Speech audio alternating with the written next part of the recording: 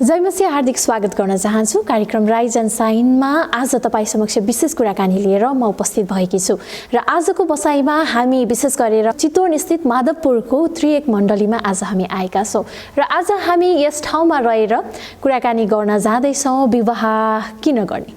आजको विशेष कुराकानीमा हामीले जोड दिने कुरा नै यही हो, विवाह किन गर्ने, किन आवश्यक छ। विवाह नगरिकन एक्लो बस्न सकिन्न अथवा मानिस एक्लो रहन असल छैन भनेर बाइबलले भन्छ। यसको रहस्य के हो र विवाहको उद्देश्य के हो। एकजना व्यक्तित्वलाई यस विषयमा कुराकानी गर्नको लागि मैले निम्ति आएकी छु। उहाँको बारेमा भन्नुपर्दा उहाँ चाहिँ बाइबल शिक्षक, सुधारवादी बाइबल शिक्षक भन्न आफूलाई रुचाउनुहुन्छ र विशेष गरेर यस मण्डली अथवा त्रिएक मण्डलीका अगुवा पनि हुनुहुन्छ।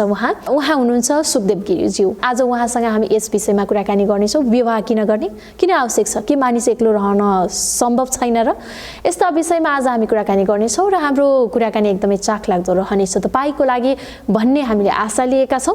आउनुहोस् कार्यक्रममा म उहाँलाई स्वागत गर्छु।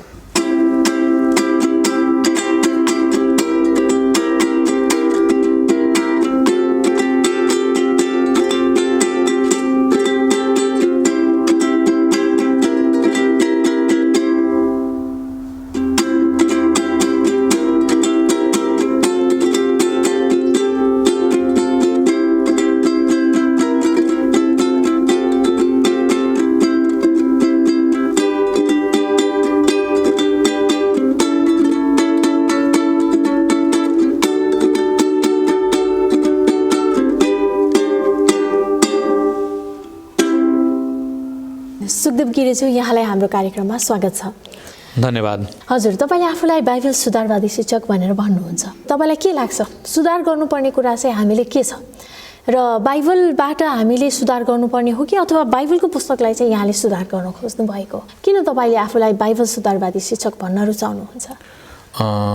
अब सुधारवादी बाइबल शिक्षक भनेर मैले किन आफूलाई भन्न रुचाएँ भन्दाखेरि मण्डलीमा क्रिस्चियन हामी विश्वासमा आइसकेपछि मान्छेहरूले उद्धार त पाएको हुन्छ तर सुधार भएको हुँदैन।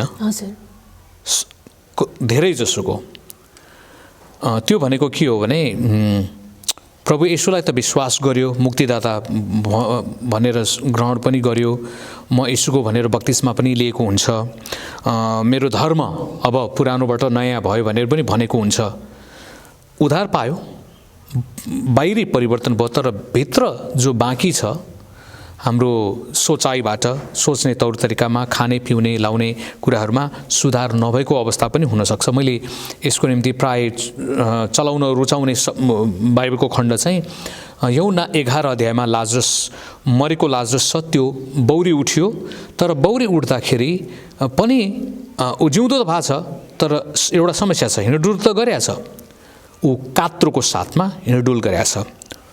कात्रो चाहिँ जिउँदो मान्छेले लाउने होइन, मरेकोलाई ठिक छ, जिउँदोलाई ठिक छैन। अब आत्मिक तौरले त्यो लाजरससँग मैले के भन्छु भने लाजरसको आत्मिक तौरले भन्यो भने ऊ बाँच्यो वा आत्मिक तौरले मान्छे उद्धार पायो तर सुधार भइसकेको छैन। लाजरसको कात्रो निस्किनुपर्छ र उसले राम्रो पोसाक लगाउनुपर्छ ताकि ऊ समाजसँग बस्न सकोस्। कात्रो नै लगायो भने ऊ आफ्नो लागि पनि घाटा छ, हातखुट्टा बाँधिएको छ, मुखहरू छोपिएको छ र अर्को मान्छेको लागि पनि डर त्रास हुनसक्छ। आत्मिक तौरले के हो, मान्छेको सुधार हुनु पर्यो। सोच्ने तौर तरिकामा विश्वासीहरूको कहिलेकाहीँ पुरानै सोचाइ हुनसक्छ। महिलाहरू अगुवापनमा आउनुहुन्न, पोथी बाँच्नु हुँदैन, यो नेपाली भूमिको एउटा मानसिकता हो नि। अलिकति पढ्यो, अलिकति केही विचार गर्न थाल्यो भने बढी बाठी बाँकी भनेर उनीहरूलाई हेपिहाल्ने कुरा छ। उनीहरूको आफ्नो दान वरदानलाई प्रयोग गर्नलाई बाइबलले अनुमति दिएको छ नि। एउटा कन्टेक्स्टमा नबोल चर्चमा भनेर भनेको चाहिँ त्यो सन्दर्भमा संसारभरि नै नबोल भन्न खोजे त होइन, त्यसको त्यो कुरालाई लिएर आउने कन्टेक्स्टलाई बुझ्नु पर्यो। त्यस्तै गरेर महिलाहरूले शिर अनिवार्य रूपमा ढाकेर प्रार्थना गर्नुपर्छ नत्र आत्मिकी होइन भन्ने एउटा सोचाइको कुरा बारेमा पनि मान्छेहरूले सन्दर्भ बुझ्नु पर्यो। कसैले शिर नढाक्दैमा, महिलाले नढाक्दैमा त्यो आत्मिक भनेर भन्न मिल्दैन। त्यसको सन्दर्भ पावलले जुन सन्दर्भ कोरिन्थीको मण्डलीको पत्रलाई लेखेको छ, कोरिन्थीको धेरै मान्छेलाई यो रहस्य थाहा छैन। कोरिन्थीको मण्डलीमा त्यो मुण्डन गरिएका स्त्रीहरू चाहिँ वेश्यावृत्तिमा काम गर्ने व्यक्तिहरूलाई सरकारले नै मुण्डन गरेर पहिचान गर्न मिल्थ्यो र त्यसको ट्याक्स लिने अवस्था पनि थियो थोरै, र सजिलै तपाईँले जसले चाहिँ अब प्राय कोरिन्थी चाहिँ धनी सहर हो, व्यापार गरेर विभिन्न ठाउँबाट मान्छेहरू आउँथे, आर्मीहरू पनि हुन्थ्यो, बन्दरगाह जस्तो प्रकारको ठाउँ। त्यसपछि उनीहरू पूजा गर्ने ठाउँ पनि हुन्थ्यो, एक तल्लामा पूजा गर्ने, अर्को तल्लामा त्यो प्रेमको देवी लाई पूजा गरेपछि तल त्यही प्रेम म शक्तिशाली भयो कि भएन भने पुरुषले त्यो मुण्डन गरिएका वेश्यावृत्तिका महिलाहरूलाई लगेर पूजा गर्थ्यो भन्नाले अब शारीरिक सम्पर्क राख्थ्यो भनेपछि। तर त्यस्तै महिलाहरू चर्चमा आउन थाल्यो। कोरिन्थीको चर्चमा चर्च बढ्दै गर्दाखेरि सबै चर्च त सबैको लागि खुला हो, र यी महिलाहरू पनि आए, के छ मन पर्यो, नयाँ विचार लाग्यो, परमेश्वरको बारेमा भनेको छ, गीत गाएको छ, सायद भजन मन पर्यो होला, हेर्न सुन्न आयो। तर यहुदी पृष्ठभूमिका मान्छेहरू वा सधैँ जो चाहिँ वेश्यावृत्तिमा लागेका छैन तिनीहरूले त चिन्यो नि, हाम्रो चर्चमा कस्तो नराम्रो आइमाईहरू आइपुग्यो। उनीहरूको ध्यान भजन कीर्तनमा भन्दा पनि त्यसमा भयो, रिस उठ्ने थियो होला, वा कमजोर पुरुषहरू जो चाहिँ त्यस्तो आनी बानी गरेको थियो होला, उनीहरूलाई त्यो धर्म संस्कृतिले दिएको छुट थियो। नयाँ धर्ममा आइसकेपछि उनीहरूको विचार पनि त्यही हुनसक्छ। प्राय जसो त्यो युरोपतिरको रोमीहरूको धेरै जसो मान्छेहरू त्यहाँ आउँथ्यो पूजा पाठ गर्ने, अनि चर्चमा पनि त्यही त होला नि, यहाँ एकछिन भजन कीर्तन गर्ने, अनि त्यसपछि त्यो त्यो तालुखुइलेवाला महिला वेश्यासँग म गएर समय बिताउँछु भन्ने सोचाइ हुनसक्थ्यो। पावलले यो कुरा देखेर ओहो यसले यो समस्या ल्यायो भन्ने कुरा गरेर अब ऊ त ईश्वर शास्त्री मात्र होइन, दार्शनिक पनि हो पावल, क्रिस्चियन दार्शनिक भनौँ। उसले विचार दियो र उसले मण्डलीलाई ल अब शिर ढाकेर सबै महिलाहरू चर्चमा आउँदा शिर ढाकेर सङ्गति गर्नु। कोरिन्थीको सहरमा अन्य चर्चहरूमा त्यो कुरा उसले बताएको छैन, किनभने त्यहाँ समस्या थिएन र त्यो कारणले। तर आजभोलि मान्छेले नबुझिकन हामीले शिर अनिवार्य रूपमा ढाक्नै पर्छ, बाहिरी कुराहरूलाई बढी जोड दिने कुराहरू गर्यो। त्यस्तै गरिकन विवाहको सारीको सवालमा पनि सेतो सारी लगाएर विवाह गर्ने चलन चाहिँ युरोप अमेरिकामा र त्यो समयमा पनि प्राय यो चाहिँ पवित्रताको शुद्धताको चिन्ह भनेर महिलाहरूलाई मात्रै बढी ठोकवा गरिदियो। अनि मैले भन्ने कुरा चाहिँ अरे बाबा, यदि हामीले सेतोलाई पवित्रताको चिन्हसँग त्यसको ग्यारेन्टी दिने प्रत्याभूत गर्ने कुरो भनेर भन्छौँ भने पवित्र हुनुको निम्ति के महिला मात्रै पवित्र चोखो शुद्ध सफा हुनुपर्छ? छोरा मान्छे चाहिँ कालो लाएरै निलो लाएर अर्को लुगा लाएर गर्दाखेरि के जुठो भएन, जुठै हुनुपर्छ भनेर भन्न खोज्यो। स्टडी गर्दै जाने भने मानसिकता त्यही देखिन्छ। केटी चाहिँ चोखो हुनुपर्छ, पवित्र हुनुपर्छ, केटा चाहिँ जस्तो भयो भने चलेगा। त्यो घुमाउरो फिराउलो पाराले वास्तवमा महिलामाथिको अन्याय हो त्यो। त्यसैले चर्चमा हामीले जानेर नजानेर धर्मको नाउँमा विकृति विसङ्गतिहरू मानवीय संस्कार विचारहरूलाई मलजल गरिराखेका छौँ। अनि त्यो कारणले गर्दाखेरि म चाहिँ सुधारवादी भनेर भन्नुको एउटा कुरा त्यो पनि हो। जस्तै चर्चको प्रशासनिक क्षेत्रमा पनि लिडरसिप लेभलमा पनि सुधार हुनुपर्छ भन्छु म। मार्टिन लुथरले 500 वर्ष अगाडि एउटा ठुलो सुधार गर्नुभयो। त्यो चर्चमा, त्यो बेलाको चर्चमा मूर्ति पूजा भइराखेको थियो, मरियमको पूजा हुन्थ्यो। त्यसपछि मरियमलाई प्रार्थना गरेर मरियमले प्रार्थना परमेश्वरमा पुर्याइदिन्छ भन्ने कुरा थियो। पापमोचन पत्रको बिक्रीका कुराहरू थियो, त्यो किनेपछि तिम्रो पाप क्षमा भयो र अर्को वर्षको निम्ति फेरि पाप गर्यौ तिमीले फेरि पत्र किन भनेर पोपहरूले रजाइ गर्थ्यो, मनोमानिने हिसाबले गरिरहेको थियो। बाइबल सर्वसाधारणले पढ्न पाउँदैन थियो निश्चित, किनभने त्यो त ग्रिक, हिब्रू, ल्याटिनको विज्ञहरूले मात्रै त्यो पढ्न सक्थ्यो नि। त्यसैले स्कलरहरूले, शिक्षित मान्छेहरूले मात्रै पढ्न सक्थ्यो। त्यसैले तिनीहरूको पेवा जस्तो बनाएको थियो नि। तर मार्टिन लुथरले त्यो कुरा बुझेपछि सिधै परमेश्वरसँगको सम्बन्ध गर्न सकिन्छ, पाप क्षमा गर्ने परमेश्वर हो भनेर विभिन्न सुधारको कुरा गर्नुभयो। रिफर्मेसन आयो र अहिले प्रोटेस्टेन्ट चर्च भएका छौँ। अब प्रोटेस्टेन्ट चर्चमा पनि सबै सुधार भइसक्यो भन्ने कुरा होइन। कतिपय कुराहरू त्यो नानीदेखिको बानी, त्यो क्याथोलिक चर्चमा भएको कुराहरू पनि आइराखेको छ अनि सुधार हुँदै जानुपर्छ र सुधारको निम्ति आवाज उठाउने मान्छे त चाहिन्छ एकदम कोही न कोही त चाहियो नि त हजुर सबैजना चुप लागेर बस्ने हो भने सुधार हुँदै जाँदैन जस्तै मार्टिन लुथर पछि पनि मार्टिन लुथरले बत्तिसमा दिने सवालमा कुनै पनि आवाज उठाउनु भएको थिएन सामान्य रूपमा जस्तै त्यो बेलामा त्यो क्याथोलिक चर्चमा के चलन थियो भने बच्चाहरूलाई पनि बत्तिसमा दिने चलन थियो हजुर एक दोस्रो कुरा त्यो बत्तिसमा दिने चलन चाहिँ छिड्काउको बत्तिसमा वा माथि टाउको खनाएर पानी खनाएर दिने चलन थियो मार्टिन लुथरले मेजर कुरामा सुधारको आवाज उठाउनु भयो नि तर माइनर कुराहरूमा उहाँले बोल्नु भएको थिएन त्यो पछि चाहिँ परमेश्वरको अरू जनहरूले आवाज उठाउँदै उठाउँदै आएर सुधार भयो जस्तै ब्याप्टिस्ट चर्च जो छ ब्याप्टिस्ट चर्च भनेर आज भन्ने कुरा त्यो पनि वास्तवमा त्यसको फाउन्डर व्यक्तिहरू सुधारवादी थियो उसले के देख्यो भने ठिक छ सुधार भयो अब हामी प्रोटेस्टेन्ट चर्च तर किन हामीले डुबाउको बत्तिसमा नलिने बाइबल अनुसार त डुबाउ हुनुपर्छ एकदमै यो छिटकिदिएर हुँदैन बाल बच्चाहरूले बत्तिसमा लिने होइन यो त जसले बुझ्छ पश्चाताप गर्छ त्यसले बत्तिसमा लिने हो भन्ने कुरा जोड दियो त्यो बेलामा उसलाई विद्रोही भन्यो ब्याप्टिस्टहरू त्यसैले हेपेर त्यो शब्द दिएको ब्याप्टिस्टहरू हेपेर जसरी प्रोटेस्टेन्ट भन्ने शब्द हेपेर प्रोटेस्ट भनेको आउट गरे खेल मैदानबाट निकालिदिएको फुटबलमा प्राय चलाइने शब्द त्यसरी नै ब्याप्टिस्ट भन्ने शब्द हेपेर दिएको शब्द हो आउट किन तिनीहरूले पानीको बत्तिसमा लाई जोड दियो त्यो छिटकाउ र बाल बत्तिसमा होइन त्यसैले पश्चाताप गरेर लिने हो भनेर सुधार भयो आवाज उठाउने मान्छे आयो नि त्यसरी सुधारका कुराहरू बोल्दै जाँदाखेरि चाहिँ सुधार हुन्छ त्यसैले मैले आफूलाई चाहिँ सुधारवादी बाइबल शिक्षक भन्नुको कारण त्यो बाइबल चाहिँ सुधार गर्न आवश्यक छैन अनुवादमा अलिअलि सुधार हुने कुरा आफ्नो ठाउँमा चाहिँ त्यो मसिनो कुरा हो तर मेजर कन्सेप्टको कुराहरूमा चाहिँ भन्न खोजेँ मैले र विशेष गरेर जुन सुधार गर्नुपर्ने कुरामा आवाज उठाउँदै आइरहेको छु भने यहाँले भन्नुभयो एउटा सन्देश चाहिँ आज हामी कार्यक्रम मार्फतबाट हाम्रो सम्पूर्ण दर्शक जसले हामीलाई हेरिरहनु भएको छ उहाँहरूलाई हामी दिन चाहन्छौँ विशेष गरेर विवाहको सवालमा बाइबलले त भन्छ मानिस एक्लो रहनु आवश्यक छैन तर हरेकको मनमा के छ भने विवाह गरेपछि एक प्रकारको जीवनमा बन्धन सुरु हुन्छ टेन्सन सुरु हुन्छ छोराछोरीको टेन्सन श्रीमानको टेन्सन परिवारको टेन्सन आफन्तको टेन्सन बन्धन हुन्छ विवाह किन गर्ने नगरे पनि हुँदैन एक्लो बसे पनि हुँदैन भन्ने यस्तो प्रकारको सोचाइ धेरैमा छ तपाईँ के भन्नुहुन्छ विवाह किन गर्ने यो प्रश्नबाटै आजको कार्यक्रम हामी सुरुवात गरौँ विवाहको बारेमा सबैभन्दा पहिला कुराकानी कसैले गरेको छ सोचेको छ भने त्यो परमेश्वर आफैले सोच्नु भएको कुरा हो एकदमै उत्पत्ति 2 अध्यायको 18 पदमा परमेश्वरले भन्नुभयो मानिस एक्लो रहन असल छैन म त्यसको निम्ति त्यसलाई सुहाउने एउटा सहयोगी बनाउने छु भनेपछि यो भनाइ परमेश्वरको हो मान्छेले विवाहको आवश्यकता देखेर सृजेको कुरा होइन परमेश्वर आफैले नै ठिक छैन भन्नुभयो उत्पत्ति 1 अध्यायलाई हामीले हेर्नु हो भने 6 पटकसम्म उहाँले बनाउनुभएको सृष्टि उहाँले हेर्नुभयो र यो असल थियो भनेको छ 1 अध्यायको अन्तमा बिट मार्दाखेरि यो साह्रै असल थियो भने 7 चोटि हजुर चाहिँ असल गुड भेरी गुड भन्ने कुरालाई जोड्दाखेरि त गुड थियो तर परमेश्वर आफैले नै एक्लो रहनु ठिक छैन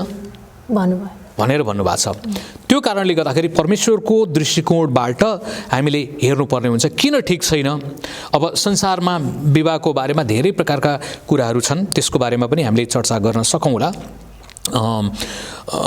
परमेश्वरले विवाहलाई पहिलो कुरा त मैले मेरो त्यो विवाहको रहस्य भन्ने पुस्तकमा नै बताएकै शब्दलाई प्रयोग गरौँ 5 वटा को कुराकानी गरेका थिएँ किन विवाहलाई सृष्टि गर्नुभयो किन चाहिँ एक्लो रहनु ठिक छैन भन्ने कुरालाई भन्दा पनि अब यो किन विवाह गर्ने भन्ने कुरामा पहिलो कुरा बाट संगतिपूर्ण प्रेम सप्रेमको निम्ति भनेर त्यो चलाएँ मैले सप्रेम संगतिको निम्ति सञ्चारको निम्ति समझदारीका कुराहरू एउटा संगति गर्ने दुःख सुख बाँडचुँड गर्ने रुन एक्लै मिल्छ क्या कुनामा बस्यो मन दुख्यो भने रुन मिल्यो हाँसो लाग्यो रे खुसी लाग्यो रे भयङ्करै केही चिज भयो एक्लै हाँस्ने पुरा हाँस्यो भने के भन्छ मान्छेले पागल भएछ गएछ भनेर सोध्छ त्यसैले दुःख सुख बाँडचुँड गर्न सँगसँगै रहेर प्रेम सप्रेम आदान प्रदान गर्नको निम्ति हामी मेकानिकल एउटा केमिकल बडी होइन, मेसिन होइन, हामीलाई प्रेम चाहिन्छ। मानव जातिलाई प्रेम चाहिन्छ, किनभने परमेश्वर प्रेम हुनुहुन्छ। उहाँ त्रिएक परमेश्वर पिता पुत्र पवित्र आत्मा, उहाँ सामाजिक परमेश्वर हुनुहुन्छ। अनि उहाँ जस्तै उहाँको स्वरूपमा उहाँले हामीलाई बनाउनु भएको छ, अर्थात् हामी पनि सामाजिक हौँ। हामीलाई समाज बिना हामी बस्न सक्दैनौँ, एक्कल काटे भएर जिउन सक्दैनौँ। केही समय होला एक्लै, तर सर्टेन टाइम पुगेपछि एक्लै रहँदाखेरि त्यसले दुःख दिन्छ, गाह्रो पर्छ। त्यसैले सब प्रेमको निम्ति भनेर भने परमेश्वरले त्यो कुरा आदम हब्बा सँगसँगै काम गरोस्, सँगसँगै हाँसोस् खेलोस्, सँगसँगै होस्, सँगसँगै निर्णय गर्ने, रमाइलो गर्ने। अब पुरुष पनि हुन सक्थ्यो, कसैले भन्न सक्छ, वा छोराछोरी पनि हुन सक्थे, स्त्री पनि हुन सक्थे, स्त्री पनि हुन सक्थ्यो।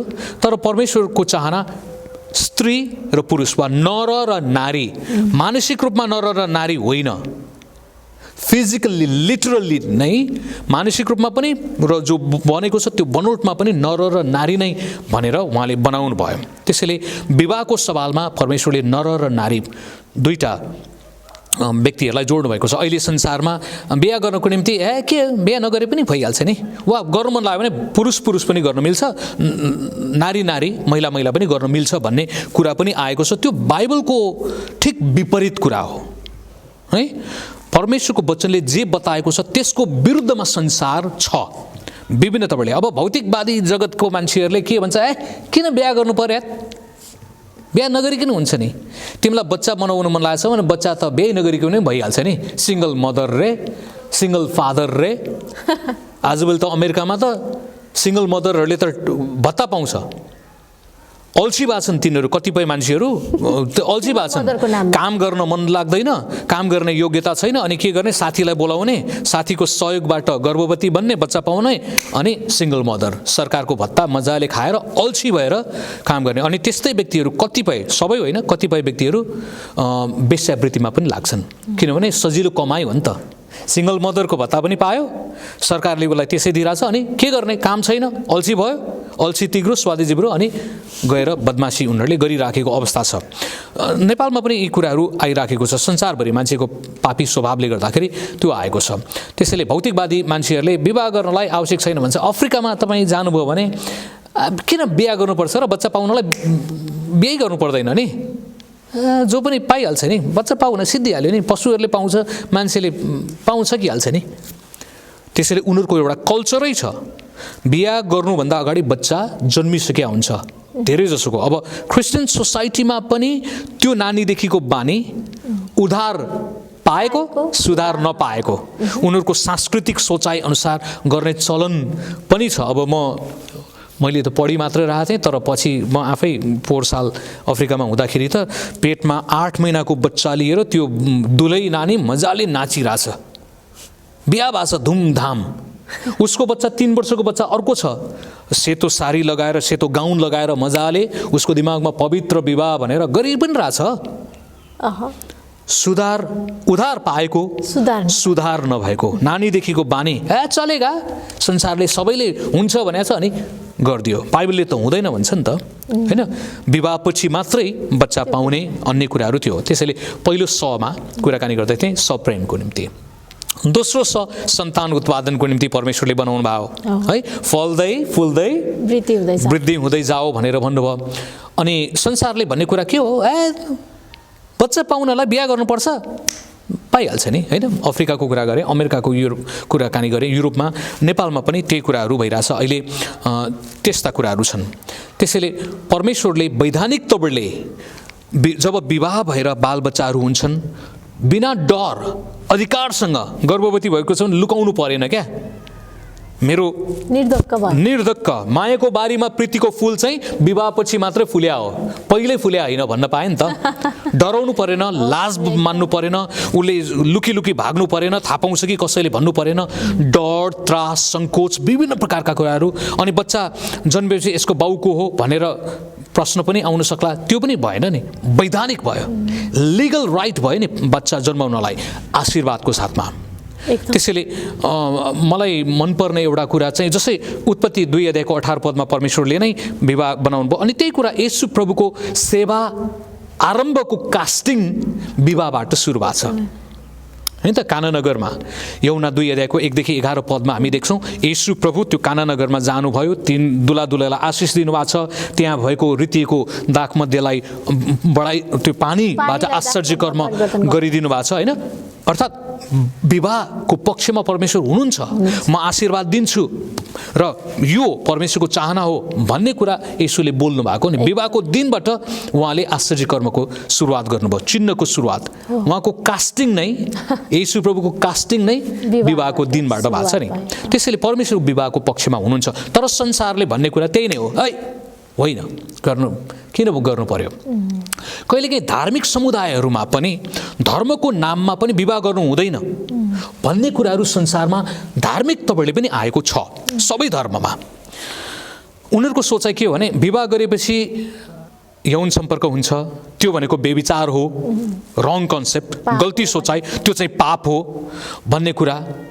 अरूसँग नगर, परपुरुषसँग नगर, तर आफ्नै जोडीसँग गर्दाखेरि त पाप होइन नि, त्यो पवित्र कुरा हो, त्यो प्रेम बढाउने कुरा हो, त्यो स्वास्थ्यको निम्ति मानसिक तपाईँले, भावनात्मक तपाईँले, आत्मिक तपाईँले ऊर्जावान चिज हो, त्यो शक्ति हो, त्यसले उन्नति प्रगति गर्न सक्छ नि। तर मान्छेको सोचाइ नेगेटिभ छ क्या, एकदम। यौन भनेको पाप हो, शारीरिक कुरा हो, भौतिक कुरा हो, यसको कुरै नगर, चुपचाप बस। बदमासी चाहिँ गर्ने सुटुक सुटुक, तर कुरा चाहिँ नगर्ने। हाम्रो नेपाली समाज पनि त्यस्तै त हो नि होइन। त्यसैले यदि उसले सङ्कल्प गर्छ ठिक छ भने त्यो एक प्रकारको राम्रो पनि हो। मलाई लाग्छ 2% चाहिँ संसारको जनसङ्ख्यामा परमेश्वरले एक्लो रहनलाई बोलाउट दिनुहुन्छ, त्यो ठिकै छ। तर अधिकांश मान्छेहरूको निम्ति बिहा गर, फल्दै फुल्दै वृद्धि हुँदै जाऊ भन्ने एउटा कुरा हो, तर धर्मको नाममा त्यो छ। अब कहिलेकाहीँ अर्को एउटा समस्या, भौतिकवादी विचारले बिहा नगरिकन बच्चा पाए नि भइहाल्छ, सँगै स्टेइङ टुगेदर। अहिले अतिवादी भौतिकवादी विचारले चाहिँ बिहे पनि नगरिकन स्टेइङ टुगेदर वा लिभिङ टुगेदर का कुराहरू छन्। किन बिहा गर्ने, सँगै बसे भइहाल्यो, बच्चा नपाऊ तर यौन इच्छा छ भने पुरा गरिहाल, वा लोग्ने स्वास्नी बिहा गरे हो होइन, तै पनि सँगै बस्छ। भौतिकवादी विचारले बाइबलीय विचारलाई आक्रमण गरेको छ संसारभरि नै, नेपालमा पनि यो कुरा आइराखेको छ। त्यसैले हामी होसियारी हुनु पर्यो कि परमेश्वरले भन्नुभएको कुरा सप्रेमको निम्ति चाहिन्छ भने सन्तानको निम्ति पनि हामीलाई चाहियो हैन। हामीलाई पुरुष पुरुष बिहा गरेर बच्चा पाउन सक्दैन, महिला महिला बिहा गरेर पनि बच्चा पाउन सक्दैन। बच्चा पाउन, वृद्धि हुँदै जानलाई, लिटरल्ली अक्षर रूपमा वृद्धि हुनलाई महिला र पुरुष दुवै चाहिन्छ, वा दुवैको बिउ चाहिन्छ। तर चाहिन त दुवै चाहियो नि त, महिला र पुरुष चाहियो। परमेश्वरले चाहनु भएको कुरा नै महिला र पुरुष दुईटा, मानसिक रूपमा होइन, अक्षर रूपमा शारीरिक रूपमा नै तिनीहरू महिला र पुरुष को बीचमा विवाह हुनुपर्ने हो। स्त्री र पुरुष दम्पतिको बीचमा जब यौन सम्पर्क छ भने त्यहाँ रोग बिमार खासै देखिँदैन, सेफ भयो नि त, सुरक्षित भयो नि त, सर्ने कुराहरू भएन। त्यो कारणले गर्दाखेरि त्यो त्यसको निम्ति अर्को कुरा मैले भनेर भन्दाखेरि सहवासको निम्ति, यौन सम्बन्धको निम्ति मानिसलाई शिक्षा, घाँस बास कपास प्रेम र शिक्षा दीक्षा भएर मात्रै हुँदैन। मनोवैज्ञानिक तपाईँले हेर्नु भने यौन पनि उसको आवश्यकता हो। उमेर पुगिसकेपछि विवाह गर्ने सङ्कल्प छ, म एक्लो बस्दिनँ, म बिहा गर्नको निम्ति बोलाइको हुँ भन्ने लाग्छ, तर सर्टेन टाइममा भएन भने, उसको यौन इच्छा पुरा भएन भने त्यो कुरा बिग्रिन्छ। यौनलाई चाहिँ हामीले आगोसँग तुलना पनि गर्न सकिन्छ। आगो राम्रो कुरा हो, पोजिटिभली लिने भने भात पाक्छ हैन। आगोबाट हामीले आइरन लगाउन सक्छौँ वा सर्टेन फोर जलाउन सक्छौँ, त्यो टेम गरिएको छ भने, नियन्त्रणमा छ भने। तर त्यो आगो चाहिँ हाम्रो हाततिर जल्न थाल्यो, कपालतिर लुगामा पर्न थाल्यो भने कुरा बिग्रिन्छ हैन, पोल्छ, त्यसले गर्छ। त्यस्तै गरी यौन राम्रो कुरा हो, दम्पतिको बीचमा मात्रै छ भने राम्रो कुरा, तर त्योभन्दा दाएँ बाएँ जान्छ भने बाइबलले त्यसलाई पाप भन्छ, त्यसलाई बेविचार भन्छ, त्यसलाई अनैतिक कुरा भनेर भन्छ। अनि 10 आज्ञामा पनि परमेश्वरले दिनुभएको तैँले बेविचार नगर भनेपछि विवाह बाहिरको यौन सम्पर्कलाई बाइबलले अनुमति दिँदैन। विवाह गरेपछि उनीहरूको बीचमा यौन चाहना छ भने त्यो कुरालाई बाइबलले पाप भन्दैन। उनीहरूको बीचमा उनीहरूले त्यो समझदारीमा प्रयोग गर्न सक्छन्। त्यसैले यौन इच्छा पूरा होस् भन्नको निम्ति पनि सहवासको लागि र साँचो आत्मिक रहस्यको निम्ति हो र यसले परमेश्वर र मान्छेको बीचमा कसरी एकता हुनसक्छ, प्रेम हुनसक्छ, त्यो रहस्यमय आत्मिक कुराहरूको निम्ति परमेश्वरले विवाहलाई बनाउनु भएको। त्यसैले फाइदा छ। आत्मिक तपाईँले बुझ्ने भने अब फेरि अर्को एउटा कुरा चाहिँ हामीले के गर्नुपर्छ, तपाईँले सुरुमा भन्नुभएको थियो बन्धन तनाव विवाह गरेपछि हुन्छ भनेर भन्नुभयो। त्यसको एउटा कारण चाहिँ परमेश्वरको वचनमा लेखिएको उत्पत्ति 2 अध्यायको 18 पदको 3वटा रहस्यमा आक्रमण भएको छ। 3वटा रहस्य, 3वटा शब्द जो छ महत्त्वपूर्ण शब्द, त्यसको नबुझेको कारणले त्यसलाई मतलब नगरिकन बिहा गर्दाखेरि पनि धेरै तनाव, बन्धन, केमिस्ट्री नमिलेर झगडा परेको मैले पाएको छु। त्यसैले 3वटा रहस्य के हो? त्यो 3वटा रहस्य चाहिँ के हो भने परमेश्वरले भन्नुभयो म त्यसलाई सुहाउने जोडी चाहियो, एक सहयोगी बनाउनेछु। अब एउटाबाट सक्दैनौँ, एउटा भनेर भन्दा परमेश्वरको सिद्ध इच्छा श्रीमान श्रीमती बाँचुन्जेलसम्म, मृत्युले नछुटाएसम्म त्यो 2 जना मात्रै दुःख सुख गरेर एक भएर प्रेम गरून्, सहन, धैर्य गरून्, होइन, सन्तान उत्पादन गरेपछि जतन गरून्, पालन पोषण गरून्, सम्भोगको कुरामा पनि एकको बिचमा मात्र रहोस् भन्ने कुरा रह्यो। र त्यो एकसँग मात्रै ऊ मर्यो भने, त्यो व्यक्ति मर्यो भने फेरि बाइबलले 1 कोरिन्थी 7 अध्याय को 37 देखि 39 पुनः विवाह गर्ने अनुमति दिएको छ। अब त्यहाँ निर्दिष्ट तपाईँले लेखेको कुरा चाहिँ के छ भने, पावलले लेखेको कुरा, स्त्री आफ्नो पति त्यसले गुमाएको छ भने त्यसलाई बिहा गर्ने मन छ भने बिहा गरोस् भनेर अनुमति दिएको छ। धेरै मान्छेलाई के भन्छ भने त्यो त स्त्रीलाई दिएको अनुमति हो, पुरुषलाई त बिहा गर्ने अनुमति दिएको छैन, विधुर छ भने बिहा गर्ने अनुमति छैन भनेर भन्न बुझ्छ मान्छेले, लाटो हिसाबले बुझ्ने भने। तर त्यसको ऐतिहासिक पृष्ठभूमिलाई मान्छेले के बुझ्नुपर्छ भने पुरुषहरूले चाहिँ श्रीमती मरेको भोलिपल्टै बिहा गर्ने चलन थियो। पहिला पनि र अहिले पनि त्यस्तो छ। पहिला त व्यापक रूपमा थियो। अब संसारको विश्व प्रसिद्ध विलियम शेक्सपियर, त्यो साहित्यकार, श्रीमती मर्यो भोलिपल्टै उसले आफ्नो पुरानो उसको श्रीमती मरेपछि नयाँ गर्लफ्रेन्ड थियो त्योसँग बिहा गर्यो। 100 वर्ष अगाडि त्यस्तो एउटा चलन थियो। महिलाहरू चाहिँ बच्चा पाउनलाई मात्र ल्याउने, उनीहरू चोखो हुनुपर्छ, त्यही भएर सेतो साडी लगाउनु पर्ने भन्ने कन्सेप्ट छ नि। यसो हेर्दै जाँदाखेरि त्यो अन्याय छ कि महिला चाहिँ पुरुषको दास जस्तै के त्यो हिसाबबाट पनि सोचिएको थियो। त्यसैले जब श्रीमानहरू मर्थ्यो तुरुन्तै उसले श्रीमती मर्न साथ अर्को बिहा गरिहाल्थ्यो, तुरुन्तै मन परेको व्यक्तिलाई। तर महिलाहरू प्राय एक्लै बस्नु पर्थ्यो, विधवा नै बस्नुपर्ने। नेपाली समाजमा हेर्नु त सती जानुपर्ने थियो नि त, श्रीमानसँग नै मर्ने चलन यहाँ थियो भने त्यहाँ चाहिँ एक्लै बस्ने। सबैले विधवा आयो, पोइटोको आयो, अलक्षिणा आइमाई आयो, बोक्सी आयो भन्ने सोचाइ, त्यस्ता बोलीहरू पनि बोल्थ्यो। अनि त्यो पृष्ठभूमिबाट आएको पावलले मण्डलीमा परमेश्वरको आत्माबाट बताइदियो, जसरी पुरुष तिमीले बिहा गर्छौ, तिमीलाई जसरी घाँस पास कपास स्वास्नीको रहर हुन्छ, यौन चाहना पूरा गर्ने इच्छा हुन्छ, त्यस्तै महिलाको पनि हुँदैन। त्यो सती जानुपर्छ, त्यो विधवा एक्लै भएर बस्नुपर्छ। बिहा गर्ने मन छ भने बिहा गरोस्। त्यसले परमेश्वरको आत्माबाट समानताको कुरा क्या, उसले सुधारको कुरा ल्याएको हो। उधार पाएको थियो यिनीहरूले, तर यिनीहरूकोमा सुधार आएको थिएन। पावलले सुधारको पनि कुराकानी गर्यो। तिमीहरूको सोचाइ ठिक छैन, बिहा गर्न देऊ भनेर भनिदियो। त्यसैले त्यो बेलाको समाजमा महिलाहरू विधवा नै बसेर एक्लै बस्नुपर्छ, बिहा गर्ने हक थिएन। र पावलले फेरि पुनः विवाह गर भनेर उसलाई पनि हक दियो। अनि त्यो कुरा न्याय समतामूलक समाज भयो नि त। महिला पुरुष परमेश्वरको नजरमा दुवै सृष्टि हो भने दुवैले हक अधिकार पाउँछन्, चाहना बुझ्नुपर्छ भन्ने कुरा पनि त्यहाँबाट लिएर आयो। त्यसैले त्यो पनि सुधार हो, मण्डलीको निम्ति एकदमै सुधारको कुरो पावलले गर्नुभएको हो। अब संसारमा फेरि यो विवाहको बारेमा कहिलेकाहीँ अतिवादी विचार पनि छ। ल बिहा त गर्ने, परमेश्वरको चाहना चाहिँ एकजना व्यक्तिसँग मृत्युले नछुटाएसम्म गर्ने र मृत्यु भयो भने फेरि उसले पुनः विवाह गर्न पाउँछ। र म तपाईँलाई फेरि अर्को सुधारको कुरा भनिदिउँ, प्रायःजसो नेपाली मण्डलीमा जब विधवा र विधुरको विवाह पुनः हुन्छ भने त्यसलाई हात बाँधिदिने विवाह वा त्यसलाई चाहिँ पवित्र विवाह भनेर त्यो ट्याग दिन रुचाउँदैन मण्डलीले। तपाईँले याद गर्नु भएको छ कि छैन मलाई थाहा भएन, तर त्यो विवाह चाहिँ पवित्र होइन भनेर भनिन्छ। किनभने उसको पहिला विवाह भइसकेको भनेर। त्यति मात्रै न, पवित्र विवाहको परिभाषा नै गल्ती छ। नाम नलिकन भनौँ, पवित्र विवाहको परिभाषा चाहिँ कसरी दिनुहुन्थ्यो भने कन्या केटी र कन्या केटाको बीचमा भएको विवाहलाई पवित्र विवाह भनिन्छ भनेर उहाँले परिभाषा दिनुभयो। उहाँ शिक्षित मान्छे, कलेजमा पनि पढाउने मान्छे हो। अनि तर मलाई त्यो उहाँको तर्क भन्न खोजेको आशय सिक्काको एउटा पाटा ठिक छ।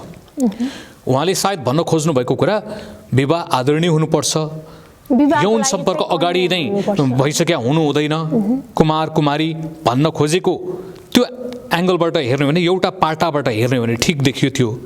ठिक छ, परमेश्वरको चाहना त्यही नै हो, विवाह आदरणीय हुनुपर्छ। हिब्रू 13 अध्यायको 4 पदलाई हामीले त्यो गर्छौँ भने त्यो कुरा ठिक छ, पवित्र हुनुपर्छ त्यो हिसाबबाट। तर पवित्र विवाहको डेफिनेसन कन्या केटा र कन्या केटीको बिचमा विवाहलाई पवित्र भन्ने हो भने यस्तै प्रकारका पास्टर अगुवाहरूको सोचाइ शिक्षाको कारणले गर्दाखेरि पनि होला। चर्चमा सेतै साडी लगाउनु पर्ने, कुमारी हो भन्ने कुराको चिन्ह देखाउन खोज्या, प्रमाण देखाउन खोज्या कतातिरबाट। त्यसपछि अर्को कुरा चाहिँ कुमार केटा र कुमारी केटीको बिचमा पवित्र भनेर भनिदियो। तर त्यसलाई म सुधार गर्नुपर्छ भन्छु, किनभने विधवा र विधुरले विवाह गर्छ भने त्यसलाई पवित्र विवाह त भन्न मिलेन। किनभने डेफिनेसन अनुसार बुढापाकाको, केही सबैको होइन, उहाँकै डेफिनेसन अनुसार त कन्या पनि होइन, कुमारी पनि होइन, वा कुमार पनि होइन, तिनीहरू त विवाह भइसक्यो, सम्भवतः बालबच्चा भइसक्यो होलान्। त्यसैले तिनीहरूको विवाह चाहिँ के अपवित्र भन्ने त, वा हात बाँधिदिने विवाह भनेर भन्छ। त्यसैले मलाई लाग्छ त्यो सोचाइमा परिवर्तन ल्याउनुपर्छ। यदि त्यसैलाई हो भने मैले चुनौती दिने एउटा विषय चाहिँ बोअज, पुरानो नियममा रुथ र बोअजको बिहा भएको छ नि। बोअज कन्या केटा हो, बिहा गरेका छैन उसले, होइन त?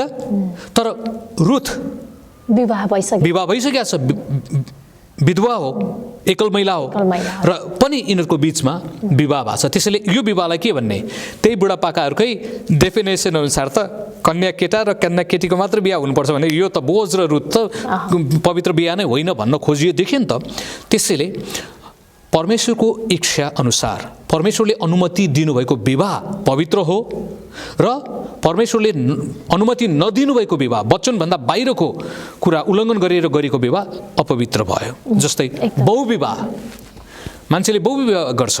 त्यसैले बहुविवाहको निम्ति बाइबलले खास परमेश्वरको सिद्ध इच्छा अनुमति दिँदैन, तर पनि बाइबलमा बहुविवाह गरेका कुराहरू प्रशस्त छ, होइन? तर ती चाहिँ खराब नमुनाहरू। एकदमै। तपाईँलाई के लाग्छ यो विवाहको उद्देश्य चाहिँ के हो?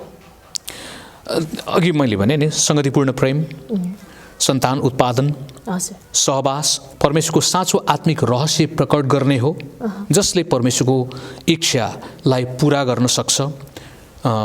परमेश्वरको सेवा, एकअर्काको सेवा, बालबच्चाको सेवा, मानवताको सेवा, सम्भवतः भूमि प्रकृतिको सेवा, गोडमेल गर भनेर परमेश्वरले स्याहार सुसार गर भनेर भन्नुभएको, त्यो जतन गर्न सक्छ, ताकि त्यसले गर्दाखेरि हामीलाई फाइदा हुन सक्छ। जस्तो अब सुरुमा पनि मैले भन्दै आइरहेको कुरा के छ भने, अब विवाह किन गर्ने, विवाह किन आवश्यक छ र, के विवाह नगरेर एक्लो बस्दा पनि हुँदैन भन्ने धेरैको मनमा लाग्न सक्छ नि। अथवा धेरैजनाले जवान युवाहरूलाई दिने शिक्षा पनि यही हो। प्राय जसो हामीले धेरैजनाको मुखबाट सुन्ने कुरा के हो भने, विवाह चाहिँ सोच विचार गरेरै गर, त्यो पक्ष राम्रो छ, तर विवाह चाहिँ नगर्दै राम्रो, यस्तो टेन्सन हुन्छ, यस्तो गाह्रो हुन्छ, यस्तो बन्धनमा परिन्छ, तिमीहरू चाहिँ विवाहको लागि तयारी नभएसम्म नगर, यस्तो प्रकारको शिक्षा पनि छ नि। विवाह किन आवश्यक छ र विवाह नगरेर एक्लो बस्दा के हुन्छ? अनि त्यसै गरी अर्को प्रश्न पनि म यहाँलाई यो पछि चाहिँ सोध्छु। मलाई लाग्छ त्यो दुईटा प्रश्नको विषयमा त कुराकानी गऱ्यो। अब त्यो तनाव किन हुन्छ भन्ने कुरामा याद गरिदिउँ है। मैले त्यो 3वटा कुरा भन्दै थिएँ नि। सुहाउने, एक सहयोगी, एकको बारेमा हामीले सक्यौँ। बहुविवाह पनि संसारले चाहिँ सायद धर्ममा पनि र संसारले सामान्य रूपमा बहुविवाह गरे पनि भइहाल्छ। एउटासँग मन पर्दैन भने अर्को ल्याए पनि भइहाल्छ। सजिलैसँग मुला साग छाने जस्तै, तरकारी छाने जस्तै छाने नि भइहाल्छ। हायर एन्ड फायर भन्ने नराम्रो कन्सेप्ट भएको छ। कुरा निकाल्दै गर्दा मलाई एउटा यस्तो मनमा आयो, कस्तो छ भने अहिलेको समयमा शिक्षा के छ भने यदि तिमी कसैसँग मिल्न सक्दैनौ, यदि तिमीलाई कसैसँग बसेर रात दिन तनाव हुन्छ अनि विवाह गरिसकेपछि उसको तनावमा बस्नुभन्दा उसबाट छुट्टेर शान्तिमा बस्नु राम्रो, छुट्यो भन्ने कुरा पनि छ। तपाईँले यो कुरा निकाल्दै गर्दाखेरि मैले यो प्रश्न पनि राखिहालेँ, तर यो प्रश्नलाई हामी पछि उत्तर यहाँले राख्न पनि सक्नुहुन्छ। त्यो पनि भनिन्छ यो यसरी बस्ने तनाव सहेर छुट्टै भएको नि भन्ने यो विचार चाहिँ बढी युरोप अमेरिकामा व्यापक रूपमा छ। त्यही कारणले त्यहाँ व्यापक रूपमा डिभोर्सको रेट छ। हरेक 10वटा विवाहमा 6वटा त डिभोर्स भइसकेको र पुनर्विवाह भएको कुरा तथ्याङ्कले देखाउँछ। त्यहाँ नेपालमा पनि त्यो कुरा हावा चलिसक्यो। नेपालका पास्टर अगुवाहरूले नै डिभोर्स गर्नेका कुराहरू गरेर केही बिस्तारै औँलामा गन्न सक्नेहरूकोमा भएको छ। तर त्यो कारणले गर्दाखेरि ढोका खोलिदिन्छ है, फलानु पास्टरले त गर्यो त्यसैले म पनि गरिदिन्छु भन्ने कुरा चाहिँ आउँछ। त्यसैले पास्टर अगुवाहरू चाहिँ होसियारी भएको राम्रो। उनीहरूको कुरालाई हेरेर धेरैले फलो गर्छ। त्यसैले त्यो रङ कन्सेप्ट संसारमा छ। त्यो हावाबाट चाहिँ हामी बज्नुपर्ने हुन्छ। त्यसैले अब रह्यो कुरा त्यो एकको बदलीमा संसारले र कहिलेकाहीँ धर्महरूमा पनि होइन किन एक चाहियो र धेरै भयो नि भइहाल्छ। अब सहयोगी भनेर परमेश्वरले भन्नुभएको छ, सहयोग, एकले अर्कालाई सहयोग गर्नको निम्ति। तर त्योभन्दा अगाडि तपाईँले पटक पटक उठाइराख्नु भएको र संसारमा आएको मिल्न सकेन, अब हामी छुटौँ, तनाव छ भनेर। किन तनावमा जिउने? त्यसको रहस्य चाहिँ मलाई लाग्छ, मैले त्यो विवाहको रहस्य भन्ने पुस्तकमा त्यसमा बताउने कोसिस गरेको छु। त्यो एउटा कारण, तनाव धेरै हुनुको कारण चाहिँ सुहाउने भन्ने शब्द, पहिलो शब्द परमेश्वरले भन्नुभयो नि, म त्यसको निम्ति त्यसलाई सुहाउने, एउटा त भइहाल्यो, सहयोगी पनि भइहाल्यो। सुहाउने जोडी नछानिकन, सुहाउने भन्ने शब्दलाई गम्भीरतापूर्वक नसोचिकन बिहा गर्नुपर्छ, बिहा गर्ने उमेर भयो, बाउआमाको चाप छ, सबैले भनेको छ, बेला भयो, त्यो सोसियल प्रेसरमा गरेर सुहाउने भनेको के हो भनेर राम्रोसँग त्यो परमेश्वरले बोल्नुभएको शब्दलाई ख्याल गरिएन भने विवाहको केमिस्ट्री मिल्दैन, तनाव हुन्छ, उनीहरूलाई बोझ लाग्छ, उनीहरूको जीवन चाहिँ एकदमै एक दिन पनि 1 वर्ष जस्तो लाग्ने एउटा कारण छ। त्यो पनि हो नमिलेर डिभोर्समा वा झगडामा बस्नुको कारण त्यो। त्यसैले म चाहिँ बढी प्रिभेन्टिभ वेमा जानुपर्छ भन्ने सोचाइले नै त्यो वास्तवमा प्री म्यारिटल काउन्सिलिङ टाइपले त्यो सुहाउने हुनुपर्छ भन्ने कुरा राखेँ। अब मण्डलीमा फेरि मैले भन्छु सुधारवादी शिक्षक भनेर भन्दाखेरि मण्डलीमा त्यो सुहाउनु पर्छ भन्ने विषयमा प्राय डरोसँग शिक्षा पाइँदैन। जस्तो सुखदेवज्यू यहाँले सुहाउने भन्नुभयो, मैले कुरा काटेँ। सुहाउने भन्न साथ कस्तो सुहाउने भन्न खोज्नु भएको यहाँले? कि जोडी सुहाउने हो कि अब राम्रोलाई राम्रो नै चाहियो भन्न खोज्नु भएको हो कि अथवा कस्तो किसिमको सुहाउने चाहिँ परमेश्वरले खोज्नु भएको हो? अब यसको बारेमा पनि बताइदिनुहोस् न, किनकि सुहाउने त हामीले भन्यौँ, तर सबैको लागि सुहाउने पनि त नमिल्ला त के गर्ने त्यो समयमा चाहिँ? जेनरल पिक्चर चाहिँ बुझौँ। सुहाउने भनेर भन्दाखेरि पहिलो कुरा डेफिनेटली शारीरिक तपाईँले हेरौँ, उमेरमा सुहाउँदो हुनुपर्छ। उमेरमा दम्पति जोडी सुहाउँदो हुनु पर्यो। अब अहिलेको पुस्तालाई त्यो मिल्दोजुल्दो प्रकारकै साथीभाइहरूसँग बिहा गरेको हुन्छ, ठिक छ। अब मैले यो चाहिँ त्यो किताबमा जोड्नुको कारण चाहिँ हाम्रो नेपाली समाज यस्तो समाज हो जहाँ सुहाउनेको मतलब थिएन। पहिला उमेरको सवालमा सुहाउने मतलब थिएन, बिहा गरे पनि भइहाल्छ। त्यसैले सुहाउने हुनु पर्यो उमेरको सवालमा। अब क्रिस्चियन समाजमा आजभोलि त उमेरको अन्तर धेरै हुँदैन, त्यसैले त्यो कुरालाई चाहिँ जो सोचेको राम्रो, बालविवाह हुनु हुँदैन भन्ने कुराहरू उमेर सर्टेन उमेर पुगेपछि गर्ने। सकभर विवाह गर्नको निम्ति अब पुरानो नियमको बाइबललाई हेर्ने भने इसहाकको विवाह 40 वर्ष पार गरेपछि गरेको देखिन्छ। त्यो समयमा इजरायलीहरूको यो येशू प्रभुको समयलाई तपाईँले हेर्नुभयो भने 30 वर्षपछि मात्रै तिनीहरूलाई नागरिकता दिने, पक्का नागरिक भयो भन्ने सोचाइ थियो। त्यस्तो थियो। हजुर उमेर पनि धेरै समय बाँच्थ्यो त्यो कारणले। तर आजभोलि चाहिँ कम्तीमा पनि 20 वर्ष पारी भनेर जो बिहा गर्ने उमेर हुन्छ 25 वर्षको आसपास चाहिँ एकदमै राम्रो उमेर बिहा गर्ने भन्छु र एकअर्काको उमेर 5 वर्षभन्दा धेरै उमेरको अन्तर हुनुहुन्न भन्छु म। महिला र पुरुष 5 वर्ष, अब बढीमा बाइबलमा अब्राम र साराको 10 वर्षको उमेर देखिया छ। 5 वर्ष सामान्य अन्तर हो भने 10 वर्षसम्म ठिकै छ, रिजनेबल देखिन्छ। तर अन्तर्राष्ट्रिय तवरले पनि 20 वर्षभन्दा बढी उमेरको बिचमा जो विवाह हुन्छ त्यसलाई चाहिँ अनमेल विवाह भन्दो रहेछ। किन भन्दाखेरि एउटा उदाउँदो घाम हो, एउटा अस्ताउँदो घाम हो। उसको खाने, लाउने, घुम्ने विचारहरू फरक हुन्छ र केमिस्ट्री मिल्दैन। त्यही कारणले सकभर उमेर मिल्नुपर्छ। अब शारीरिक कदमा पनि मिल्नुपर्छ भन्छु। शारीरिक उसमा नै एउटा उमेरमा भयो भने कदमा एउटा एकदमै अग्लो छ, 9 फिटको गोलियात जत्रो छ, अर्को एउटा दाउद जत्रो फुच्चे छ, लम्बुजी र टिङ्गुजी भन्छ नि, एउटा विकासे मुला जस्तो ट्याङ्ग गरेको, एउटा पाकेको फर्सी जस्तो। कदमा मिलेन भने पनि वैवाहिक जीवनमा विभिन्न पक्षबाट समस्या आउन सक्छ। त्यसैले कदमा पनि मिल्दोजुल्दो भएको राम्रो। कदमा पनि शारीरिक स्ट्रक्चरमा सकभर मिल्दोजुल्दो भयो भने धेरै सजिलो पर्छ। अब सुरुमा माया पिरिति हुँदाखेरि मतलब हुँदैन, तर एक फिटभन्दा बढी फरक छ भने अलिकति सिरियसली सोचोस् भन्छु। उनीहरूको वेट, तौलको सवालमा पनि 20-30 किलोभन्दा बढी फरक छ भने गम्भीर भएर सोचोस् भन्छु म। सकभर उस्तै सुहाउने होस् भनेको छ नि, मैले भने होइन नि त, बाइबलको शब्द हो सुहाउने, शारीरिक तपाईँले। अर्को कुरा तपाईँले अलिकति उठाउनु भयो, रूपमा पनि सकभर मिल्दोजुल्दो भएको राम्रो हुन्छ। मिल्दोजुल्दो भयो भने, किनभने एकजना भयङ्करै सुन्दरी छ तर अर्को व्यक्ति त्यतिको सुन्दर छैन भने सुरुमा त मिल्ला, तर समाजमा, हाम्रो जस्तो नेपाली समाजमा जहाँ चाहिँ अरूको निर्णय पनि महत्त्वपूर्ण कुरा हो। अमेरिका युरोपमा मतलब छैन है, सहरमा पनि सायद मतलब नहोला, परदेशमा जाँदाखेरि मतलब नहोला, को परानो बिरानो मान्छेहरू। तर आफन्तहरूको बाछमा चाहिँ उसले भन्छ तेरो सुहाएन, उसले सुहाएन, दिमाग भोटिदिन्छ र उसलाई सुहाउने व्यक्तिको खोजमा त्यो परीक्षामा पर्न सक्छ। त्यही कारणले गर्दाखेरि विशेष गरिकन दिदीबहिनीहरूले आफूभन्दा निकै कान्छो, 5 वर्षभन्दा धेरै कान्छो केटोसँग बिहा गर्ने सोच गरेको छ भने 5 पटक उसले गम्भीर तपाईँले सोचोस् भन्छु म। रूपमा पनि, भावनामा मात्र निर्णय गर्ने होइन, त्यो सुहाउने, ताकि लङ टर्ममा ऊ आओस्। बाइबलले दिने कुरा छ। अब आत्मिक तपाईँले पनि सकभर सुहाउने, एउटा भर्खर सेवामा लागिराखेको छ, एउटा भर्खरकै काँचो छ भने उनीहरूको केमिस्ट्री मिल्दैन, ऊ आफै नै सङ्घर्षमा गरिराखेको हुन सक्छ भने मिलेन। शारीरिक तपाईँले कहिलेकाहीँ व्यवहारिक तपाईँले कुराकानी गर्दाखेरि अपब्रिङिङ हुन्छ नि, उसको पढाइ स्तरहरू फरक छ भने कहिलेकाहीँ उनीहरूको विचारहरू मिल्दैन, सहर र गाउँको कुराहरू पनि नमिल्ला। व्यवहारिक तपाईँले ती कुरालाई पनि सोचेको राम्रो।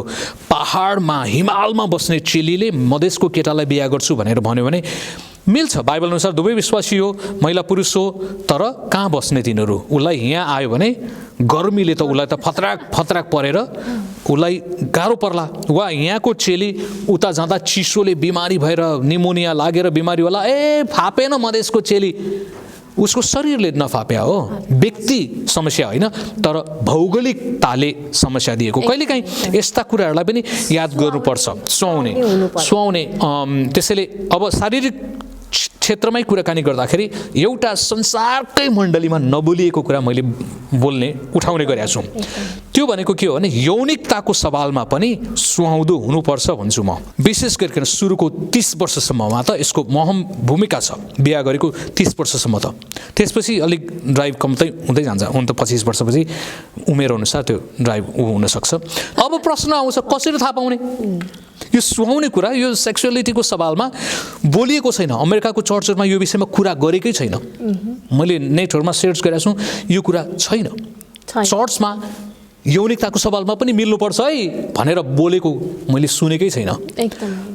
यो त आफूले बुझ्यो नि त, थाहा भयो नि त, स्टडीले गर्दाखेरि पढेर सिकाउँछ भने जस्तै पढेर वा पढेर सिकिन्छ भने मैले त्यो कुरा झन्डै 25-26-27 वर्षको उसमा चाहिँ बुझेँ, अध्ययन गरेँ समस्या हुनुको कारण के हो भनेर भन्दाखेरि केमिस्ट्री यौनिकताको सवालमा पनि मिल्नुपर्ने रहेछ। अब सामान्य रूपमा कसरी थाहा पाउने भन्ने कुरा पनि वास्तवमा राम्रोसँग बुझ्ने हो भने सजिलो छ, धेरै गाह्रै छैन। यो चाहिँ विवाह गरेका मान्छेहरूले भन्दा पनि विवाह नगरेका मान्छेहरूले जोडी छान्ने सवालमा बुझ्नुपर्छ र ताकि उनीहरूको विवाहमा समस्या नहोस् भनेर। त्यही कारणले गर्दाखेरि यो के हो भन्ने कुरा चाहिँ मैले प्राय मेरो युथ कन्फरेन्सहरूमा बोलिराखेको हुन्छु। किताबमा पनि छ विवाहको रहस्य भन्ने कुराहरूमा। सजिलो छ, थाहा पाउनलाई सजिलो छ। इच्छा हुनु पर्यो, अलिक क्युरियोसिटी हुनु पर्यो, नयाँ कुराको निम्ति सिक्ने बुझ्ने खुलापना छ भने थाहा पाउन सकिन्छ। एकदमै एकदमै। त्यसो भए अब जति पनि आज हामीले कुराकानी गरिराखेका छौँ, के विवाह नगरेर लिभिङ टुगेदरमा अघि पनि कुरा आयो, लिभिङ टुगेदरमा बस्न मिल्छ त? के जस्तो अब लिभिङ टुगेदरमा बस्न मिल्दैन। छोटो उत्तर मिल्दैन। बाइबल अनुसार मिल्दैन। त्यो पाप हो, त्यो व्यभिचार हो, त्यो बाइबलको मूल्य मान्यता भन्दा बाहिरको कुरा हो। प्रभु येशूलाई चिनेका मान्छे, म क्रिस्चियन हुँ भनेर कसैले भन्छ तर ऊ लिभिङ टुगेदर बिहे नगरिकन एउटा महिला पुरुष मिलेर त्यसरी सँगै बस्छन् लोग्ने स्वास्नीसँग जस्तै गरिकन बस्छन् भने त्यो चाहिँ मिल्दैन। र जस्तो अब हामीले अहिले जति पनि विवाहको बारेमा कुराकानी गर्दैछौँ, यदि कसैले म विवाह नगरिकन परमेश्वरको सेवा गरेर एक्लै बस्छु भनेर भन्छ अथवा म विवाह गर्दिनँ भन्छ भने त्यो मिल्छ? त्यो मिल्छ। यदि उसको हृदयमा सङ्कल्प छ म एक्लो भएर नै परमेश्वरको सेवा गर्छु भनेर भन्छ भने मिल्छ। त्यो कसैको बोलावट हुनसक्छ, कसैको बोलावट परमेश्वरले त्यसरी नै मान्छेलाई बोलाउन पनि सक्नुहुन्छ। नेपालमा केही पास्टरहरू, पुरानो पास्टरहरूलाई हामीले हेर्ने हो भने पोखरामा एकजना पास्टर हुनुहुन्थ्यो हरिबहादुर थापा भन्ने, बागबजार चर्च उहाँले सुरु गर्नुभएको हो। राम्रो प्रचारक, उहाँ बितिसक्नुभयो प्रभुको देशमा, आफ्नो घरमा जानुभएको छ। मैले चिनेको तानसेनतिर मरियम दिदी, मनमित दिदी भन्ने के दिदीहरू हुनुहुन्थ्यो नर्सिङ पेसामा, मेडिकल फिल्डमा उहाँहरू रहनुभयो, एक्लै बसेर प्रभुको सेवा गर्ने। मलाई थाहा छ सायद हाम्रो एजी चर्चमा पनि मनु दिदी भन्ने एकजना हुनुहुन्थ्यो, क्यारे बिहा नगरिकन उहाँ एक्लै रहेर सेवा गर्नुभयो। कसैले त्यो सङ्कल्प गर्छ परमेश्वरबाट नै बोलावट पाएको र मानवीय जगतमा पनि म बिहे नगरिकन नै सेवा गर्छु, मानवको सेवा गर्छु भने त्यो पनि उसको सङ्कल्प अनुसार मिल्न सक्छ। तर चोट पाएको, फलानुसँग डिभोर्स भयो वा फलानुले मलाई मायामा धोका दियो त्यसैले त्यो तितोपनामा म एक्लै बस्छु भन्नु चाहिँ राम्रो होइन। बरु त्यो तितोपनामा प्रभु तपाईँलाई म तितोपना दिन्छु, तपाईँको इच्छा थिएन, तपाईँको इच्छा चाहिँ के हो त? अब म तपाईँको कुरामा खुला हुन्छु, तपाईँको इच्छा पुरा होस् भनेर गर्दाखेरि उसले सुन्दर एउटा नयाँ जीवन सुरु गरेर अगाडि बढ्न पनि सक्छ। त्यस्तै गरिकन श्रीमान श्रीमती गुमाएको छ भने पनि उसले पुनः विवाह गर्ने उमेर छ भने नेपाली समाजले त बुढी भयो भनेर छिटै भन्देला नि होइन। बाइबलले तिनीहरूले पनि बुझ्नुपर्छ। परमेश्वरले भन्नुभएको छ मानिस एक्लो रहन असल छैन भनेर भन्दाखेरि त्यो नर नारी दुवैलाई पुनः विवाह गर्ने उमेर छ, मन छ भने गर्न पाउँछ। त्यो बाइबलले दिएको हक हो, त्यसलाई लिन सकिन्छ। अनि के अघि हामीले कुरा गर्दै थियौँ, विवाहले के परमेश्वरको कामलाई बाधा दिन्छ त? कतिजनाले परमेश्वरको काममा बाधा हुन्छ भनेर विवाह नगर्ने कुराहरू पनि गर्नुहुन्छ। परमेश्वरको काममा यसले बाधा ल्याउँछ? किनकि विवाह गरिसकेपछि परिवार हुन्छ, आफ्नो जीविकोपार्जन गर्नुपर्ने अवस्थाहरू पनि हुन्छ, विवाहले बाधा ल्याउँछ त? त्यसलाई नेगेटिभ पोजिटिभ दुवै प्रकारले सोच्न सकिन्छ। किनभने पावलले पनि होइन, उनले आफैले पनि भनेछन् म जस्तै तिमीहरू रह भने म चाहना गर्दछु भनेर भनेछन् होइन। मानवीय सोच भावले उसले भन्ने कुरा त्यही हो। किनभने म त फ्री छु, एक्लै छु, एक्लै हुँदाखेरि जहाँ पनि जान पाउने भयो, जहीँ पनि खान पाउने भयो, सर कुनै लिमिट भएन के। त्यहाँ कराउने बालबच्चा रोक्ने श्रीमती भएन नि, नजाऊ भने उसलाई जहाँ मन लाग्यो फ्याट्ट हिँड्यो, एउटा साधु जस्तै, फकिर जस्तै, सन्यासी प्रकारको अवस्था जिएको, प्रभुको निम्ति एक्लो भयो भने सजिलो भयो। तर म जस्तै भयो भने मानवीय हिसाबले भन्नु स्वाभाविक हो होइन। अनि तर परमेश्वरको वचनकै रूपमा हामीले कोही व्यक्तिहरूलाई एक्लो रहने बोलावट मिल्छ, ठिक छ, त्यो अनुसार गर्दाखेरि हुन्छ। तर फेरि दोहोऱ्याउँछु, 98% मानिसहरूलाई परमेश्वरले विवाह गर्नलाई त्यो बोलावट दिनुहुन्छ। र केमिस्ट्री मिलेन भने चाहिँ दुःख पाउँछ, श्राप हुनसक्छ र पापलाई घृणा गर्दै परमेश्वरको वचनअनुसार परमेश्वरको सङ्गतमा उचित भजन सङ्ग्रह 1 अध्याय अनुसार ठिक व्यक्तिहरूको सल्लाह सुझाव शिक्षा लिएर अगाडि बढ्दाखेरि फेरि बिग्रेको कुरालाई राम्रो बनाउँदै हुनसक्छ। बिग्रेको कुरालाई पनि हाम्रो परमेश्वरले त सरापलाई पनि आशीर्वादमा ढाल्न सक्नुहुन्छ नि त होइन। सरापलाई पनि आशिषमा ढाल्ने बदल्ने परमेश्वरकोमा हामी आशावादी भएर अगाडि बढ्न सकिन्छ। त्यसैले समस्या हुन्छ भनेर सोच्यो भने समस्या हुन्छ होइन, राम्रो चिज हुन्छ। परिवार छ, म परिवारलाई जतन गर्छु, यिनीहरूले परमेश्वरको महिमा गर्छ, यिनीहरूले आफ्नो समाजमा जे गर्छ मलाई पनि राम्रो गर्छन्, परिवारलाई मण्डलीमा आशिषको पात्र हुन्छन् भन्ने सकारात्मक सोच लिएर अगाडि बढ्यो भने त्यस्तै हुन्छ। मान्छेले जे सोच्यो त्यो हुनसक्छ। त्यसैले पोजिटिभ परिवारको सवालमा पनि पोजिटिभ सोच्नु पर्यो। मेरा बालबच्चाहरूले प्रभुको महिमा गर्छन्, गीत गाउँछन्, वा के छ पोजिटिभ सोचौँ। परिवार मिलेर हामी परमप्रभुको सेवा गर्नेछौँ होइन, परिवार मिलेर परमप्रभुको सेवा गर्नेछौँ होइन। अहिले ल हाम्रो यसपालि छोराले कान्छा छोराले बिहा गर्यो, ऊ चर्चमा सक्रिय छ। श्रीमती उसको श्रीमती बुहारीले यो MBA पनि यता गर्यो, यता फेरि MD पनि गरेर गर्दैछ, अन्तिम चरणमा छ। अब चर्चमा उसले रोल खेलिरहेछ। छोराहरूले प्रफुल्लले म्युजिकको कुराहरूमा सिकाइरहेछ। हाम्रो जेठा छोराले मान्छेहरूलाई आइडियाहरू दिन्छ, मलाई पनि। छोरी क्वायर ग्रुपमा रहन्छ, उसले आफ्नो सल्लाह सुझाव बाबुलाई दिन सक्छ, वा मैले पनि तिनीहरूलाई के गर्न सक्छु। उनीहरूमा भएको दान वरदान जो छ त्यो कुरा मिलेर अगाडि बढ्न सकिन्छ। कसैकोमा म्यानेजमेन्टको गिफ्ट होला, कसैकोमा आइडिया लिएर आउने गिफ्ट होला, सबै मिलेर त्यो अगाडि बढ्न सकिन्छ। सबैले आफ्नो वरदान मिलेर प्रयोग गर्ने हो, परमेश्वरको राज्यमा सहायता गर्ने। कतिपय छोराछोरीहरूले मजाले म्युजिकल क्षेत्रमा वर्शिप लिड गरेर चर्चलाई सहायता गरेर, पास्टर के अरे सामुएल कार्थक वर्षौँसम्म उहाँले म्युजिकमा त्यो चर्चलाई वर्शिपमा लिड गर्नुभयो। अब अहिले पास्टरको रूपमा उहाँ हुनुहुन्छ, म्युजिकल पास्टर भन्छु म उहाँलाई होइन।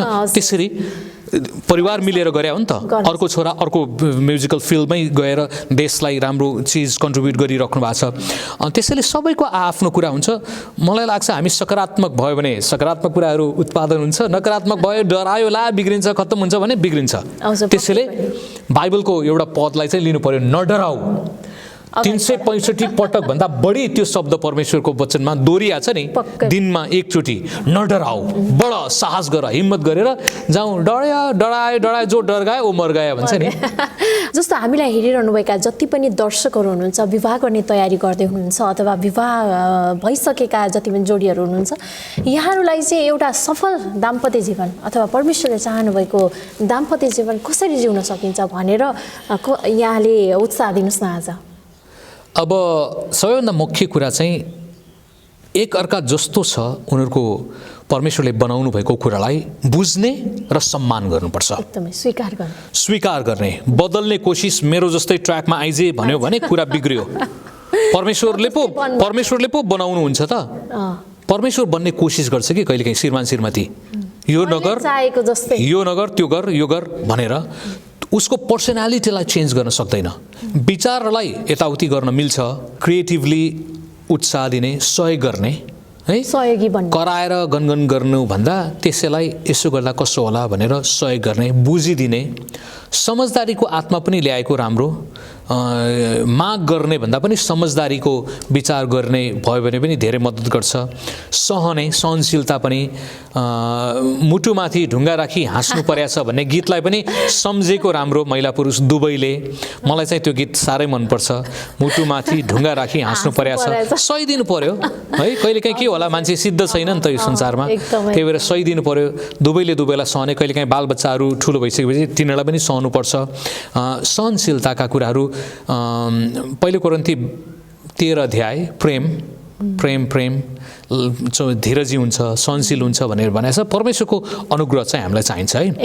र अर्को मैले के सुझाव पनि दिन चाहन्छु भने दम्पतिहरूलाई जहिले पनि तपाईँले आफ्नो एउटा अगुवा कोही व्यक्ति जब समस्या पर्छ, सानोतिनो पर्दाखेरि आफैले मिलाउने तर सक्दैन भनेपछि सट्ट एउटा त्यो कपलकोमा जाने र उनीहरूकोमा सल्लाह लिने, दुवैले आदर गरेको एकजना व्यक्तिकोमा जाने, मेन्टर अगुवाको रूपमा दिमागमा बनाएको सुरुदेखि राम्रो, ताकि कम्प्लिकेटेड कुराहरू आयो भने सल्लाह लिने, प्रार्थना गर्ने, विचार गर्ने त्यस्तो व्यक्ति भयो भने चाहिँ राम्रो हुन्छ। परिवारै मिलेर त्यो परिवारसँग नै बिल्डअप गर्दाखेरि राम्रो हुन्छ जस्तो लाग्छ। हुन्छ, यहाँलाई धेरै धन्यवाद दिन्छौँ। हामीलाई यो अवसर तपाईँले दिनुभयो र आशिषमय कुराकानीहरू आज तपाईँ समक्ष हामीले गर्ने मौका पायौँ। हामी हृदयदेखि नै धन्यवाद दिन्छौँ। तपाईँलाई पनि धन्यवाद। तपाईँको नाम नीलिमा, नीलो गगनमा तपाईँको सेवा चम्किराखोस् र महिलाहरू यसरी जागेको उठेको मलाई मनपर्छ। त्यसैले तपाईँलाई पनि धन्यवाद, समय दिनुभयो। सबैलाई जय मसी। मैले टोपी लगाएँ, अन्तमा क्षमा चाहन्छु किनभने माघ महिनाको 17 गते यो चिसोले एकदमै समस्या छ। र चितौनमा चाहिँ एउटा के भनाइ छ भने बलियो बाङ्गो बाघलाई बुढापाका माघलाई भन्छ कि माघको चिसोले चाहिँ बुढापाकाहरूलाई समाउँछ भनेर मैले चाहिँ टोपी लगाएर बरु मर्नुभन्दा बौलाउनु जाति भन्छ नि, बुढो देखियोस् झ्याउरो देखियोस् न्यानो हुनु परेको छ। यो अलिकति त्यसरी चाहिँ म बस्या भन्ने कुरा पनि जानकारी दिन चाहे को अवस्था। हुन्छ, धेरै धन्यवाद। हजुर, हामी कार्यक्रमको अन्तिम समयमा आइसकेका छौँ। आज हामीले सुधारवादी बाइबल शिक्षक सुखदेव गिरिज्यूसँग कुराकानी गऱ्यौँ। विवाह के हो र विवाहको रहस्य के हो, यसको उद्देश्य के हो, उहाँले एकदमै बाइबलीय आधारमा रहेर आज हामीलाई शिक्षा दिनुभएको छ। मानिस एक्लो रहन असल छैन, त्यसैले परमेश्वरले एक सहयोगी, सुहाउने सहयोगी जुटाउनु भयो र तपाईँको लागि पनि परमेश्वरले सुहाउने सहयोगी जुटाउनु भएको छ। र एक्लो रहनु परमेश्वरको उद्देश्य होइन, यो चाहिँ एक्लो रहनको लागि कसैलाई बोलाउनु भएको छ भने यो परमेश्वरबाटको बोलावट हो। त्यो गर्नको लागि पनि परमेश्वरको अगुवाई बोलावटको एकदमै खाँचो पर्छ। यस्ता विषयमा उहाँले एकदमै खुलेर आज तपाईँ समक्ष बाइबलले आधारमा रहेर व्याख्या गर्नुभएको छ। तपाईँलाई हाम्रो कार्यक्रम कस्तो लाग्यो? तपाईँका सल्लाह सुझाव प्रतिक्रियाहरू हामीलाई दिन सक्नुहुन्छ। साथसाथै हाम्रो च्यानललाई सब्सक्राइब गर्नु पनि नबिर्सिनुहोला भन्दै कार्यक्रमबाट म निलिमा पनि बिदा माग्छु। जय मसी।